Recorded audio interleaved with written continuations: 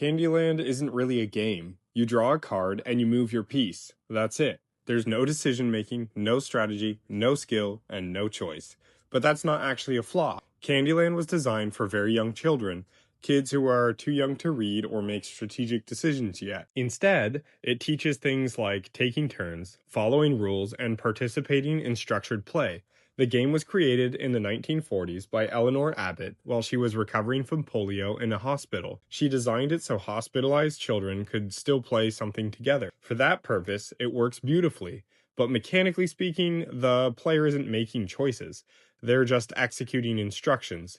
If I told you, walk forward until you hit a wall, then turn right, did you just play a game? No. You just became a human Roomba. Now imagine I say Simon Says. Suddenly, you must decide when to move and when not to, often under pressure. That's a game, because games require decisions. A lot of things we call games really aren't. War, the card game, you just flip cards. Left, center, right, roll dice, and pass chips. Slot machines, no matter how much grandma rubs the screen or hunts for the lucky machine, it doesn't change the outcome. Those are chance activities, not games. A real game needs three things: players, rules, and decisions that matter. Once decisions exist, skill enters the picture. And skill is a combination of strategy and execution. And that's where the skill versus chance spectrum comes in. Some games lean heavily on skill, while others lean more on luck. And that's not necessarily a bad thing. Party games often need more randomness.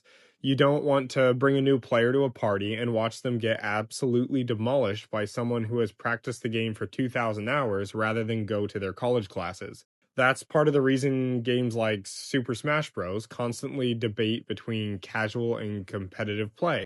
Casual players want chaos, competitive players want mastery. You can't fully optimize for both. But when a game has almost zero decisions, like Candyland, it stops being a game. It's just a random outcome generator. Most real games sit somewhere between luck and skill. Take Cribbage, for example. You're dealt random cards. That's the chance part. But players still make important decisions. What card do you discard to the crib? How do you sequence your plays during pegging? Do you play safely or risk giving your opponents points? Luck affects individual hands, but over many games, better players win more often. If I had to estimate, cribbage might be about 70% skill and 30% chance. The luck is noticeably there, but skill becomes evident over time. So I'm curious, what's a game you love, and what do you think the skill to luck ratio is? And what's a game people call a game that really isn't one? Until next time, may God bless your fellowship and your play.